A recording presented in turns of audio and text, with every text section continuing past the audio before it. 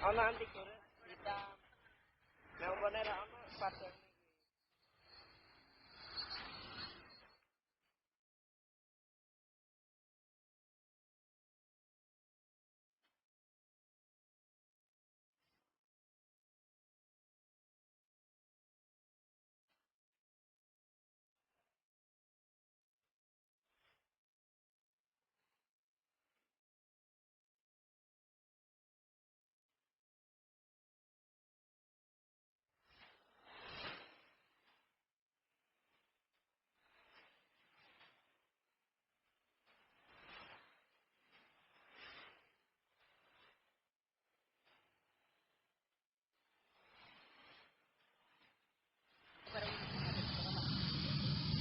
Assalamualaikum warahmatullahi wabarakatuh. Selamat pagi teman-teman. Kami dari kelompok 1 akan mempresentasikan tentang hakikat Pancasila dalam pelajaran pendidikan kewarganegaraan yang diampu oleh Ibu Lina Fuada. Kami dari kelas 12 IPA 2 MANU Muda. Nama saya Faili Nurul Irfan sebagai moderator. Dan inilah kelompok kami. Yang pertama Muhammad Abdul Haq sebagai pemateri pertama, dan yang kedua Siti Nur Khalifah sebagai pemateri kedua, dan yang terakhir Agus Musyafa sebagai pemateri ketiga.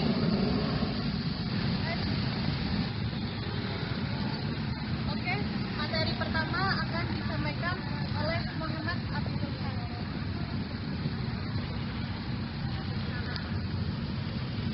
Assalamualaikum warahmatullahi wabarakatuh.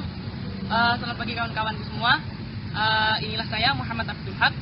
Saya dari kelompok pertama akan mempresentasikan tentang hakikat Pancasila dalam pendidikan warganegaraan yang diampu oleh Ibu Lina Fuada di MANU Muda Kota Semarang. Saya sendiri dan kawan-kawan saya berada di kelas 12 IPA 2. Oke, hakikat dan fungsi Pancasila. Pancasila merupakan milik bersama masyarakat dan bangsa Indonesia. Sebagai milik bersama, sepatutnya kita memahami kedudukan Pancasila dalam kehidupan bermasyarakat, berbangsa, dan bernegara. Pancasila merupakan dasar negara, ideologi, dan juga sebagai pandangan hidup dalam kehidupan sehari-hari. Istilah Pancasila telah dikenal sejak zaman Majapahit pada abad kurang lebih ke-14. Tetapi makna Pancasila pada zaman Majapahit tentu saja sangat berbeda dengan makna Pancasila sebagai dasar negara Republik Indonesia. Pada buku Sota Soma, istilah Pancasila mempunyai dua arti, yaitu berbatu sendi yang 5 dan pelaksanaan kesusilaan yang 5, atau disebut dengan Pancasila Krama. Selanjutnya, sedangkan Pancasila yang dijadikan dasar negara kita mempunyai arti 5 dasar dengan rumusan yang sah dan resmi tercantum dalam alinea keempat pembukaan UUD Negara RI tahun 1945. Mempelajari asal mula Pancasila, kita harus mempelajarinya secara ilmiah berdasarkan proses kausalitas, oke? Atau disebut juga asal mula, yang dapat dibedakan menjadi dua macam, yaitu asal mula yang langsung dan asal mula yang tidak langsung. Sejarah kelahiran dari Pancasila asal mula cikal bakalnya adalah nilai-nilai adat istiadat, budaya dan nilai religius. Melalui proses sejarah melahirkan istilah Pancasila yang isinya harus diamalkan kembali oleh bangsa Indonesia. Apabila generasi-generasi penerus pengamal niat adat istiadat, budaya dan nilai religius yang semakin meningkat kualitasnya dan memperkokoh kembali Pancasila yang semakin kuat, sehingga tidak ada lagi klasifikasi masyarakat dalam pengamalan Pancasila. Sebelum kita membahas hakikat dan fungsi Pancasila, mari kita tinjau sekilas bagaimana proses terbentuknya Pancasila sebagai dasar negara kita. Secara historis, proses perumusan dasar negara Indonesia diawali dengan dibentuknya Badan Penyelidik Usaha-Usaha Persiapan Kemerdekaan Indonesia atau disebut dengan BPUPKI, yang juga disebut dengan Dokurisu Jundi Josakai, pada tanggal 29 April tahun 1945. Badan ini dibentuk pemerintah Jepang sebagai tindak lanjut atau realisasi dari janji kemerdekaan bagi bangsa Indonesia yang diucapkan Perdana Menteri Koiso pada tanggal 7 September tahun 1944 di depan parlemen Jepang di Tokyo.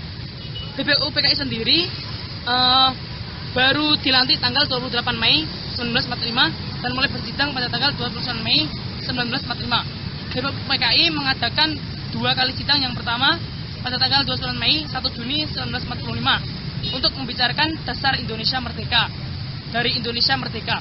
Pada sidang pertama tersebut muncul usulan rumusan dasar negara dari Mr. Muhammad Yamin pada tanggal 29 Mei 1945, Profesor Dr. Supomo, dan juga rumusan dari Insinyur Soekarno.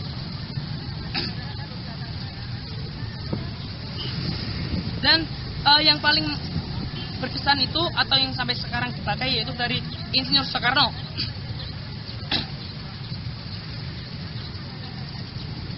Untuk usulan dari Insinyur Soekarno yaitu berupa tentang rumusan dasar negara tersebut, beliau mengajukan usulan agar dasar negara tersebut diberi nama Pancasila. Nah, dikatakan oleh beliau istilah itu atas saran dari salah seorang ahli bahasa. Usulan mengenai nama Pancasila bagi dasar negara tersebut secara bulat diterima oleh sidang. Selanjutnya, beliau mengusulkan bahwa kelima sila tersebut dapat diperas menjadi Trisila. Setelah itu, dari 3 pembicara yang menjawab pertanyaan Ketua BPUPKI tentang calon rumusan dasar negara Indonesia yang akan dibentuk, tampaknya sudah ada kesamaan pemikiran. Pemikiran tersebut adalah perlunya dasar negara yang digali dari bumi Indonesia sendiri yang bersumber dari nilai-nilai kehidupan. Untuk membahas dan merumuskan usulan-usulan tersebut, dibentuk panitia kecil yang namanya dengan panitia 9. Dan dari panitia 9 tersebut membuahkan sebuah hasil yang berupa Piagam Charter atau Piagam Jakarta.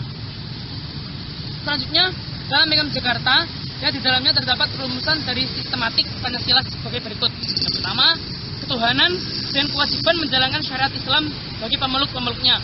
Kedua, kemanusiaan yang adil dan beradab. Ketiga, persatuan Indonesia. Keempat, kerakyatan yang dipimpin oleh hikmat kebijaksanaan dalam permusyawaratan dan perwakilan. Dan yang terakhir, kelima, keadilan sosial bagi seluruh rakyat Indonesia. Oke. Pembukaan dan pasal-pasal UUD yang pada pembukaan dari pasal-pasal UUD tersebut, tepatnya pada alinea keempat, itu tercantum rumusan dasar negara Pancasila yang susunnya sebagai mana saya sebutkan tadi. Berdasarkan uraian tadi, rumusan dasar negara Pancasila yang sah dan benar yaitu yang tercantum dalam pembukaan karena di samping mempunyai kedudukan konstitusional juga disahkan oleh suatu badan yang mewakili seluruh bangsa Indonesia atau PPKI yang berarti disepakati oleh seluruh bangsa Indonesia. Pengucapan atau pembacaan dan tata urutan sila-sila Pancasila tersebut kemudian ditegaskan dalam Instruksi Presiden nomor 12 tahun 1968. Ya. Oke, sekian dari saya materi yang pertama. Selanjutnya akan dilanjutkan oleh teman saya dari pemateri yang kedua. Terima kasih.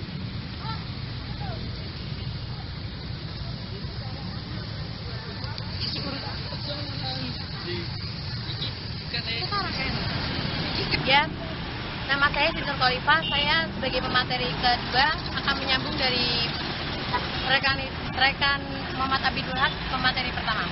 Berdasarkan uraian di atas, jelaslah bahwa proses perumusan Pancasila sebagai dasar negara mengalami proses yang panjang dan penuh perjuangan. Yang perumusannya dilakukan oleh BPUPKI yang dimulai tanggal 29 Mei 1945. Sedangkan penetapan atau pengesahannya dilakukan oleh PPKI tanggal 18 Agustus 1945 bersamaan dengan ditetapkannya UUD 1945. Pemahaman mengenai hakikat Pancasila merupakan suatu upaya penalaran rasional untuk memahami makna hakiki nilai Pancasila dalam kehidupan berbangsa dan bernegara Republik Indonesia. Bagi bangsa dan negara Indonesia, hakikat dari Pancasila yaitu sebagai pandangan hidup bangsa dan sebagai dasar negara. Kedua, pengertian tersebut memiliki arti yaitu yang pertama Pancasila sebagai jiwa bangsa Indonesia. Yang kedua yaitu Pancasila sebagai kepribadian bangsa Indonesia. Yang ketiga, Pancasila sebagai sumber segala hukum.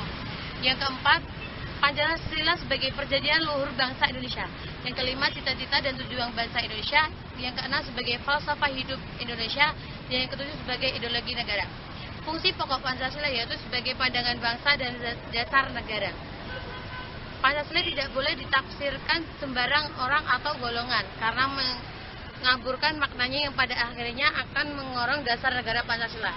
Seperti pernah terjadi pada masa lalu, jadi sekali lagi hakikat Pancasila tidak boleh diartikan oleh sembarang orang atau sembarang golongan. Menyampaikan sedikit atau menambahi materi yang ketiga, saya akan menjelaskan tentang Pancasila sebagai ideologi negara.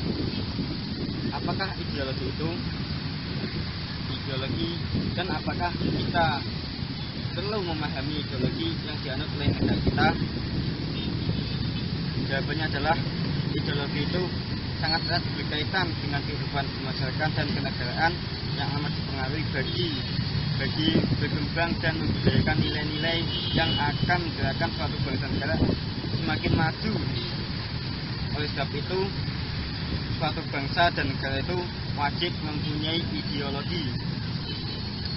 Kemudian menurut Alfian, pandangan ideologi, makna ideologi adalah suatu pandangan atau sistem nilai yang menyeluruh, yang mendalam tentang bagaimana cara kita yang sebaiknya dianggap sebagai yang benar atau adil, yang berkaitan dengan tingkah laku sama dalam kehidupan duniawi.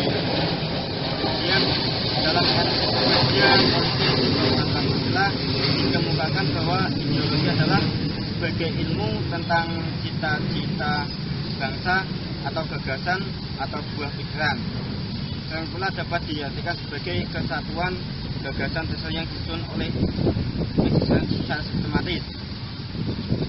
Kemudian menurut Geoff B. Thompson mengemukakan bahwa unsur yang ada dalam ideologi adanya yaitu pertama, adanya suatu penafsiran atau pemahaman terhadap kenyataan. Yang kedua, memuat seperangkat nilai-nilai atau penunjuk untuk penuntun moral. Yang ketiga, memuat suatu orientasi pada tindakan atau suatu pedoman kegiatan untuk mewujudkan nilai-nilai yang semua di dalamnya. Oke. Ya, berdasarkan rumusan tersebut, ideologi dapat disimpulkan bahwa ideologi merupakan gagasan dan keyakinan serta nilai-nilai yang mendalam tersebut dapat disusun secara sistematis sehingga membentuk suatu kebulatan yang menyeluruh. Kemudian ideologi ini akan mendasari kehidupan bersama bagi suatu kelompok, golongan, masyarakat atau bangsa. Ada lagi nilai gagasan itu bersifat khas dan bila tidak diwaspadai dapat mengarah menjadi beku, kaku, tak berubah dan tak berkembang. Swejanto Poswowardojo mengemukakan bahwa fungsi-fungsi ideologi itu ada 6.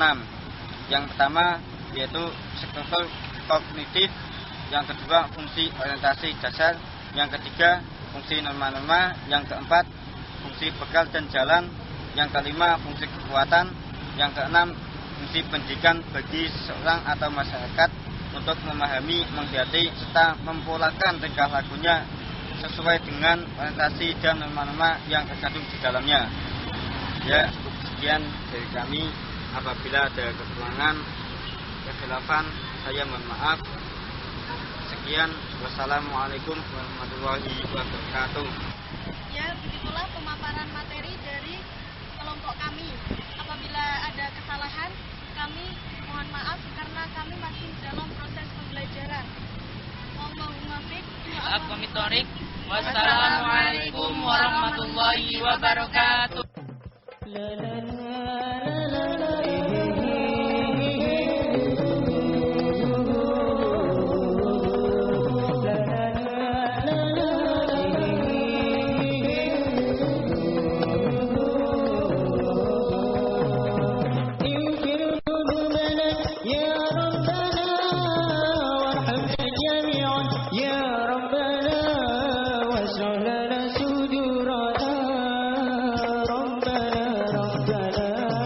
واشرح لنا صدورنا